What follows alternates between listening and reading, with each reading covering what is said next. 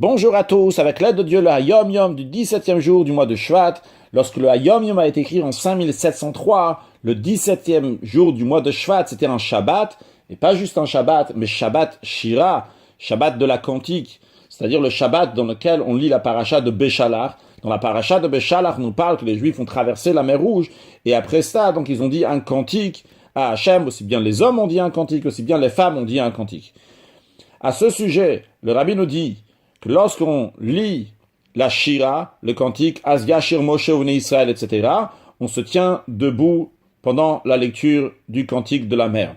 Un deuxième point, dans la Haftara, donc la partie de la Bible que nous lisons après avoir lu la Torah, il y a plusieurs coutumes. Notre coutume, elle est de lire depuis Udvora, Isha Neviya, donc Dvora, la femme prophétesse, comment à son époque il y a eu une guerre, comment elle a participé à sa manière dans cette guerre, et comment après, donc elle a fait la Shira, un cantique qui est aussi lu dans l'Haftara. Donc certains commencent l'Haftara directement par le cantique de Dvora, Vatachar Dvora, mais nous, notre coutume, elle est de commencer depuis, ou Dvora Isha Neviya, depuis le début de l'histoire.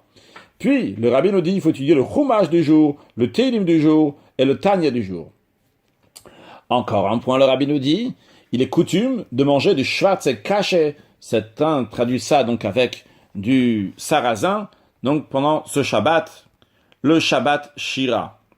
Cette coutume est rattachée avec la coutume du Maharal de Prague, qui avait l'habitude de rassembler les enseignants avec les enfants et leur raconter donc ce qui s'est passé lors de l'ouverture de la mer Rouge et comment les oiseaux, ils ont participé en chantant et en dansant au cantique, à la Shira que les Juifs ont fait, et comment les enfants juifs leur ont donné donc de la nourriture, des graines qui correspondent à l'idée de Schwarze Kaché.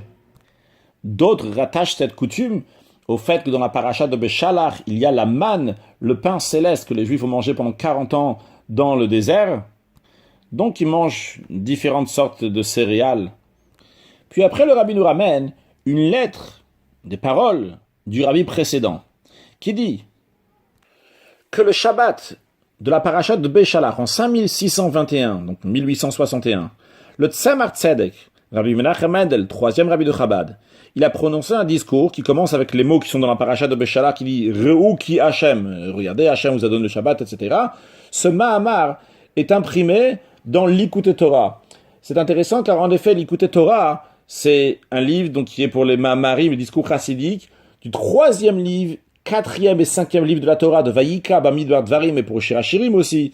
Mais au début, dans l'introduction, il y a aussi ce Mahamar-là de Re'u ki Hashem, donc de Parashat Béchalach.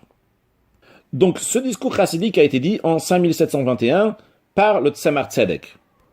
Après cela, le Tzemar Tzedek, il a appelé son fils le Rabbi Maharash. Rabbi Shmuel, qui plus tard est devenu le quatrième Rabbi de Chabad, qui est d'ailleurs donc le grand-père du Rabbi précédent.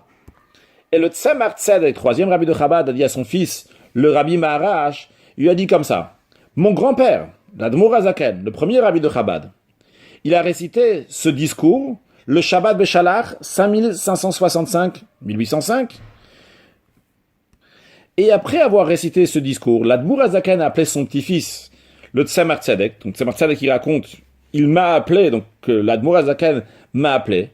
Et l'Admour HaZaken a raconté au Tzemar Tzedek qu'en 5529, donc en 1769, lorsqu'il était à Mezrich, chez son maître, donc le Maguid de Mezrich, le Maguid l'a appelé dans sa chambre et il lui a dit que le Shabbat Béchalach 5516-1756, le Baal Shem Tov, il a prononcé un discours qui commence avec le verset Vayashov Ayam Liftot Boker Leitano.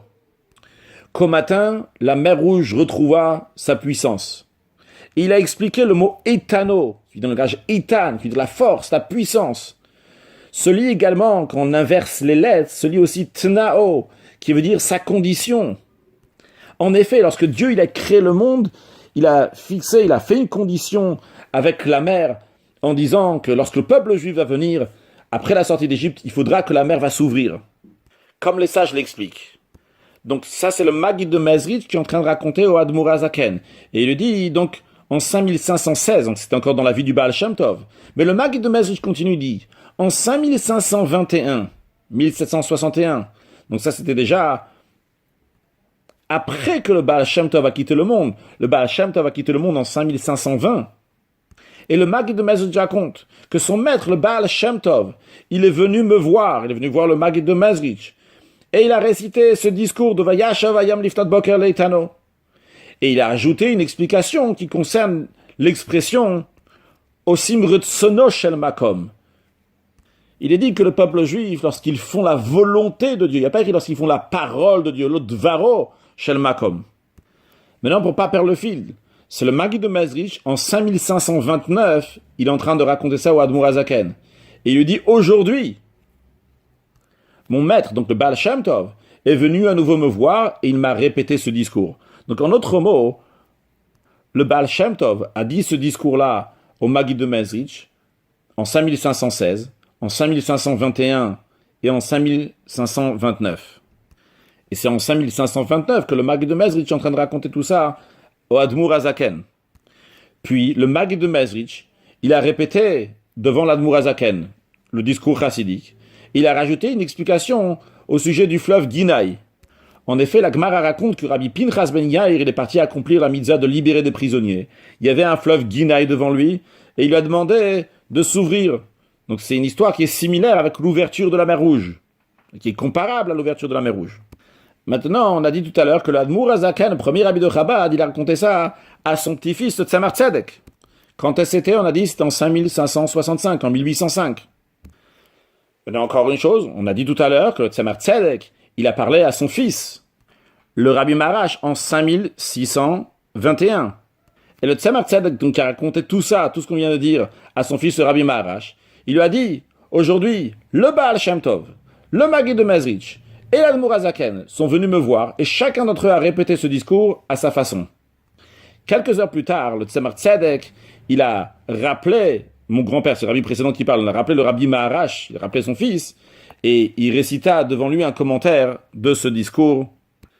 Vayashov Hayam Lifnot Boker Leitano. Que Dieu fasse, que chacun de nous aussi, les eaux vont s'ouvrir, les eaux vont se fendre, toutes les choses qui peuvent déranger à Torah, mitzvot, vont s'annuler. Et comme Rabbi Pinchas ben Yair, qui est en train de faire un pidyon shvoui, en train de racheter des prisonniers, qu'Akadosh Baruch Hu aussi va nous racheter, mais Kabetz Nitri Am Yisrael va nous rassembler des quatre coins de la terre très prochainement avec la venue de Mashiach, now, un excellent Yom.